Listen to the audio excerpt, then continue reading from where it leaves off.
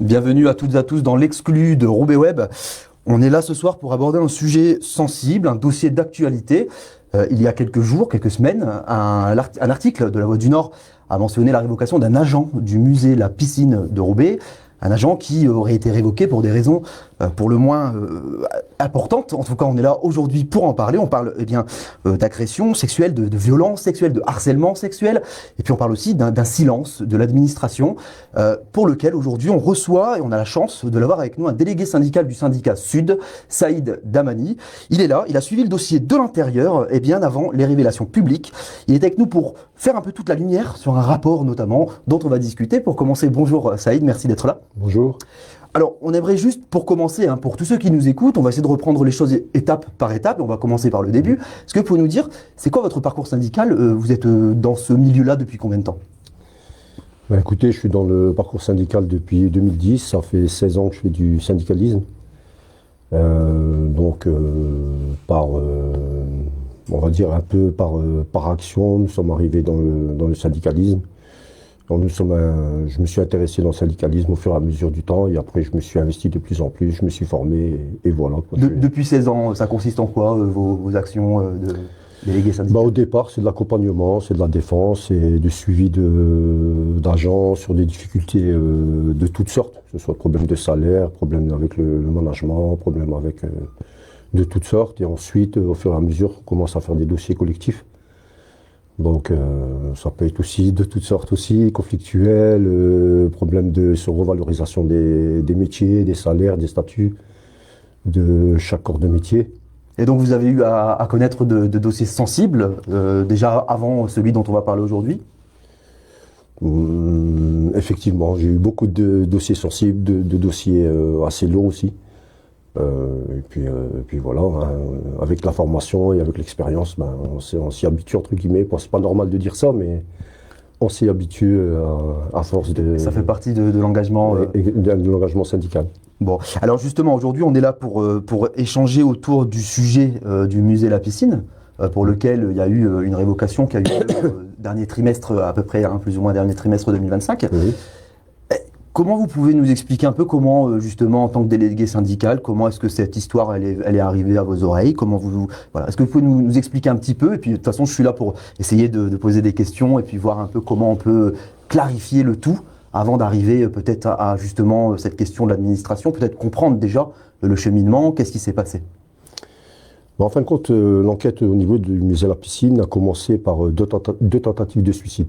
Une tentative de suicide en DRH et une tentative de suicide au musée La Piscine. Alors quand vous dites en DRH, c'est parce que les agents du musée La Piscine sont des agents municipaux? Les deux sont des agents municipaux, sauf que c'est deux cas isolés. Un, c'est le service RH et un, c'est le service culturel, à savoir le musée La Piscine. Suite à ça, ils ont fait une enquête groupée pour pouvoir savoir quelles sont les problématiques, faire un diagnostic et puis face à ça, essayer de faire des préconisations. Cette enquête a commencé en février 2023. Donc, ils ont fait une enquête sur le côté RH et une enquête sur le côté musée La Piscine. Et c'est comme ça que l'enquête a commencé par un prestataire privé. Bien sûr, c'est une enquête indépendante, une enquête extérieure. Et donc, ils ont découvert tous les dysfonctionnements et le pourquoi du comment de ces deux tentatives de suicide. Et par voie de conséquence, ils ont travaillé aussi sur le service au complet. Donc tout ce qui était problématique sur le service au complet, que ce soit des problèmes d'effectifs, des problèmes de matériel, des problèmes de management et tout ce qui s'ensuit. Donc ce que vous voulez dire, c'est qu'il y a 3 ans maintenant, février 2023, exact. Oui. Une enquête démarre et comprend aussi ce qui se passe de façon très générale au musée La Piscine. Exactement. Et alors, cette enquête, elle a donné quoi? Elle a été rendue, il y a quelque chose qui a été rendu Cette enquête, elle a donné un compte-rendu bien explicite, bien détaillé des deux situations. Donc, du côté du RH et du côté du musée La Piscine. Sauf que cette enquête qui a été conclue le 4 octobre 2023, elle a été transmise à l'administration. Qui avait mandaté cette enquête? C'est l'administration? Non, c'est les membres du F3SCT. Alors, Le F3SCT, c'est, pour ceux qui nous écoutent, hein, qu'on comprenne un peu, le F3SCT, ça correspond à quoi? C'est la formation spécialisée en matière de santé et de sécurité et pour l'amélioration des conditions de travail. Du syndicat. C'est une instance. Non, c'est une instance avec les élus politiques, les élus syndicaux et l'administration. D'accord. Et donc c'est cette instance-là qui voilà. mandate. Donc suite à ces retours-là, nous on doit voter pour qu'un prestataire puisse intervenir pour faire une enquête sur ces deux sujets-là. D'accord. Bien sûr, avec un cahier des charges où les prestataires doivent répondre. Et donc octobre 2023, le rapport est rendu, Voilà. mais il est rendu à l'administration, vous n'en avez pas connaissance. Nous, on n'en a pas connaissance. Après, que je vous explique. On nous dit qu'on nous l'a transmis. Sauf que nous, tous les éléments du F3SCT sont envoyés dans les dossiers partagés. Ça s'appelle un fichier partagé. Bon, on va dire qu'en 2023, comme nous, on ne l'a pas reçu, on n'est pas censé savoir ce qui se passe à l'intérieur. Sauf que le 22 novembre, on nous présente un dossier de 22 pages. Celui du 4 octobre fait 58 pages. Et il est réduit à peau de chagrin, c'est-à-dire à 22 pages. On fait un F3SCT exceptionnel pour ces deux sujets, on nous présente ces 22 pages, sous forme de PowerPoint, et tous les sujets sensibles ne sont plus dedans. Donc, comme ils ne sont plus dedans, on n'est pas censé le savoir, on travaille sur le rapport de 22 pages qu'on nous a présenté le 22 novembre au F3SCT exceptionnel. Jusqu'ici, tout va bien. Donc, on travaille sur le manque d'effectifs, ainsi de suite. Je ne vais pas vous mentir que les réponses n'étaient pas favorables, et encore aujourd'hui, c'est le cas. Donc, on fait comme si qu'on essaye de travailler pour les agents qui sont en difficulté, aussi bien les agents concernés sur la tentative de suicide, mais pour aussi les autres agents qui sont concernés dans chaque service. En juillet 2025 plutôt. En 25 ? En juillet 2025. Un an et demi après, quoi, près de 2 ans. 2 ans après, on nous appelle, mon collègue, un autre collègue syndical, le secrétaire du F3SCT, et moi qui suis aussi secrétaire adjoint du F3SCT, pour un sujet concernant le musée et la piscine. En DRH, on arrive et on nous dit, voilà, on doit faire un dossier pour révocation sur un agent qui a fait du harcèlement sexuel et de la violence sexuelle au musée et la piscine. J'ai dit, c'est bizarre. On n'en a pas conscience, on n'en a pas entendu, c'est pas grave. Pour vous, là, vous découvrez en juillet 2025 Nous, on découvre. Okay. Nous, on découvre en juillet 2025. Je dis, c'est bizarre. On a eu quand même un doute. Avant ça, on a eu 2 dossiers quand même assez aussi sensibles où on avait demandé à monsieur le maire de nous répondre, il ne nous a pas répondu, soit c'est son choix. On dit, on va essayer de faire en sorte de revoir ce dossier s'il était complet. Mon collègue fait une demande au prestataire pour avoir une copie de l'enquête qu'ils ont fait au musée à la piscine. Et qui avait été rendue en octobre 2023. Qui avait été rendue en le 4 octobre 2023, mais que nous n'avions jamais vu. Il reçoit le dossier, il m'appelle en urgence, et il me dit, voilà, Saïd, c'est urgent. Il me dit, ça. Je dis, faut qu'on fasse un courrier. Alors attendez, quand on dit ça, c'est-à-dire justement... C'est-à-dire qu'il y a des pages assez sensibles où il parle beaucoup je vais sortir pour des violences sexistes et sexuelles, on commande des échanges de services, il y a des agissements sexistes et violences sexuelles. Alors, entre le dossier que vous aviez eu à connaître et le dossier que vous obtenez en juillet 2025, c'est quoi la différence en termes de volume déjà? Parce que vous avez dit qu'il y avait 58 pages à 22 pages, il y a quand même plus de 46 pages de différents. Vous aviez eu moins de la moitié finalement du rapport. Oui. Et dans la moitié que vous n'aviez pas connue, là vous découvrez... Exactement. Et le jour où on le découvre, on s'arrange, mon collègue fait un mail au maire en lui disant, attention, là c'est chaud. Il faut intervenir, là on ne peut pas laisser passer ça. Autant sur sa responsabilité que la mienne. Je suis secrétaire adjoint du F3SCT, lui il est secrétaire du F3SCT. On ne peut pas laisser passer ça, sinon ça s'arrête, on n'a rien à faire au F3SCT. Est-ce que vous pouvez nous dire, surtout je pense à ceux qui nous écoutent, qui découvrent, qui ont entendu parler, on voit que le sujet est un peu brûlant ces jours-ci.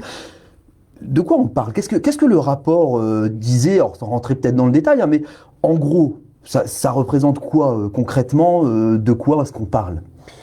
Le rapport explique clairement qu'il y a des témoignages depuis début octobre 2023, disant qu'il y a eu des attitudes, des agissements du responsable de sécurité envers des agents contractuels, les recrutements par physique, par les évaluations pareilles, voilà, les propositions il fallait accepter.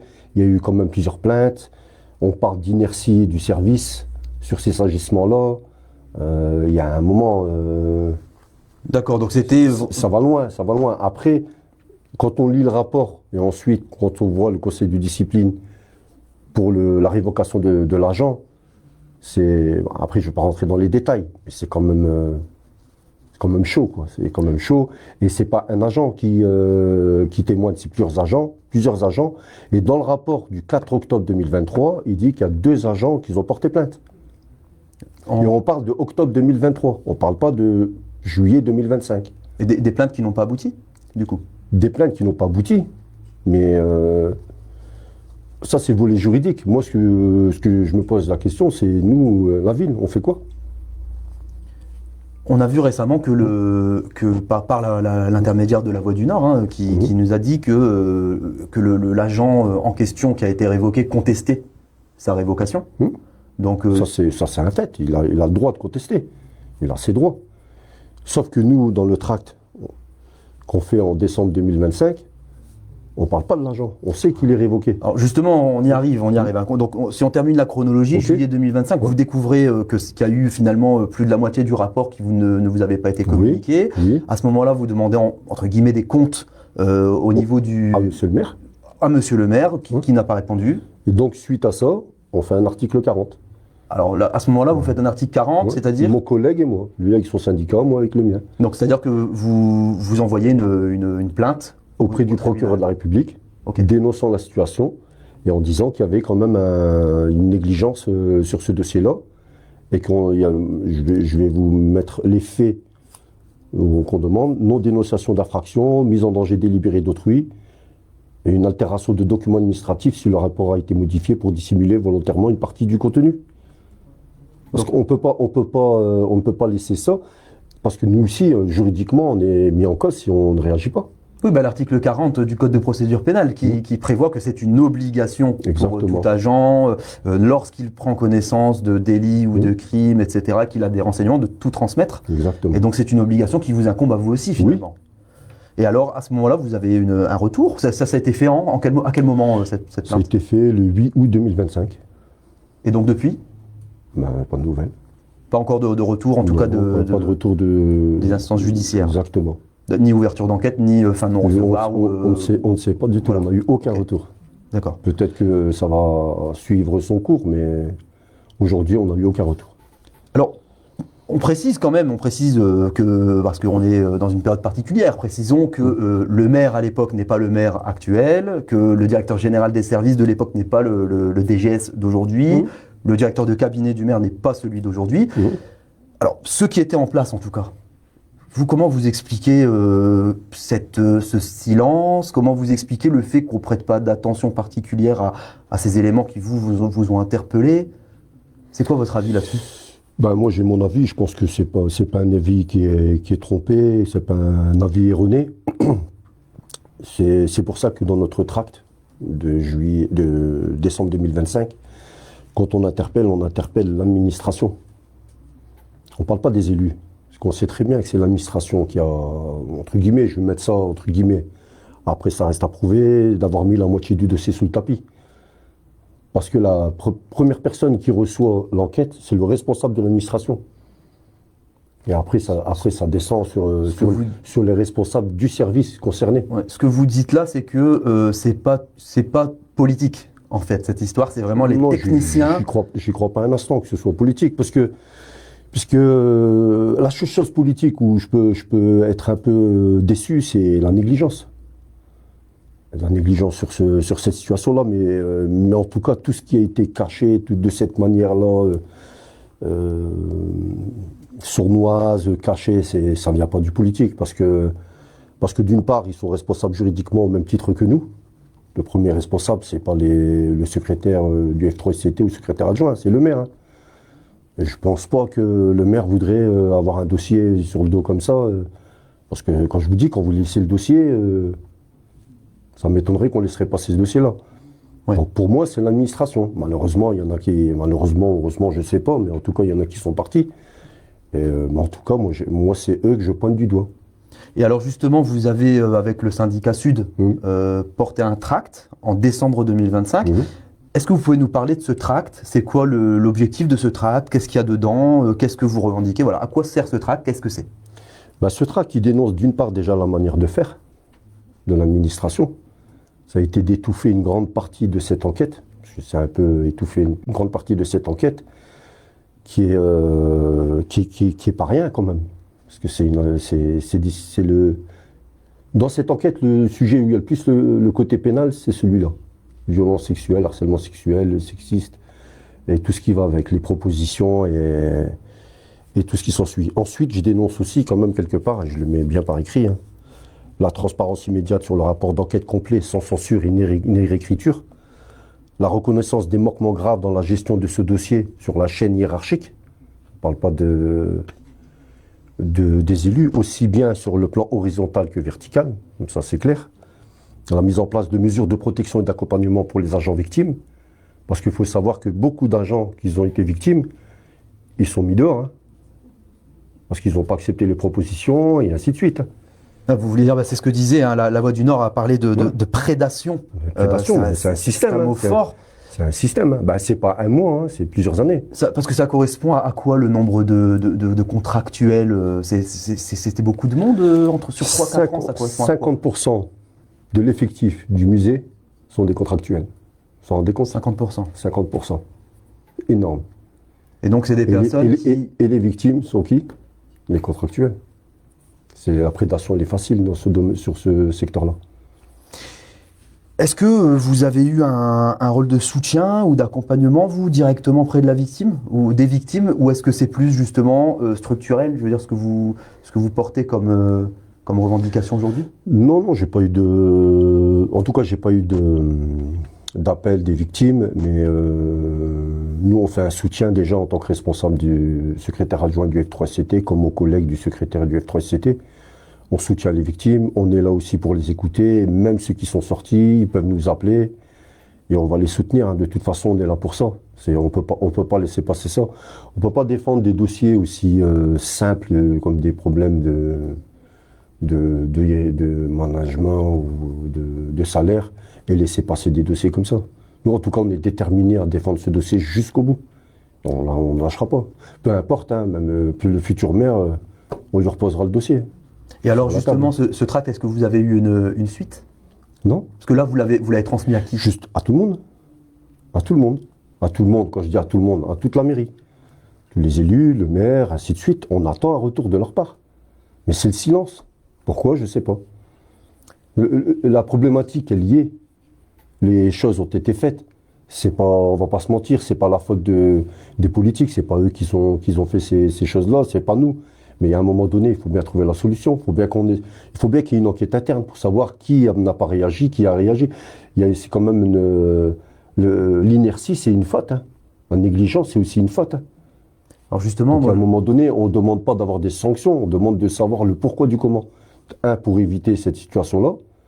Et deux, pour dire à des personnes, si vous ne faites pas l'affaire, il ne faut pas rester. Alors, mais quand on a pu voir des éléments de réponse, hein, qui disaient la mairie en 2023 était dans l'impossibilité d'agir, pour vous, ça c'est recevable, c'est pas recevable? Pas du tout.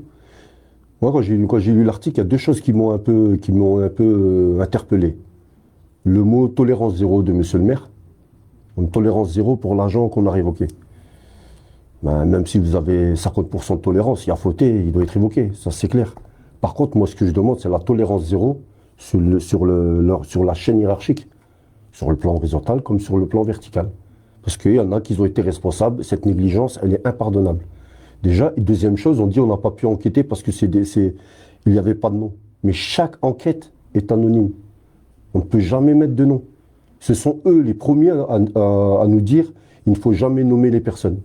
Ça doit toujours rester anonyme. Là, c'est resté anonyme. Mais à partir du moment que vous savez qu'il y a des personnes chez vous qui ont témoigné en disant qu'il y a eu telle ou telle problématique, et c'est pas petite échelle, c'est pas une personne, c'est plus de 10 personnes.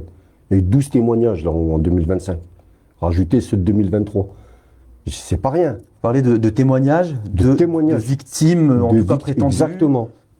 Ok. Justement, peut-être dernière question, on arrive au bout de notre entretien, mais pour vous, la procédure de révocation, est-ce qu'elle est suffisante? Est-ce que vous pensez que c'est une affaire qui doit aller au judiciaire? Ben pour moi, la révocation, elle n'est pas suffisante. Après, bon, l'agent, c'est l'agent, je répète, hein, l'agent, il a le droit de se défendre. Si ça doit aller au judiciaire, ça devrait aller au judiciaire. Par contre, moi, je suis désolé, c'est une situation qui est pesée à l'échelle du musée La Piscine. Je vais faire une petite parenthèse. On dit toujours que dans le musée La Piscine, c'est un État dans un État et c'est l'omerta qui y règne.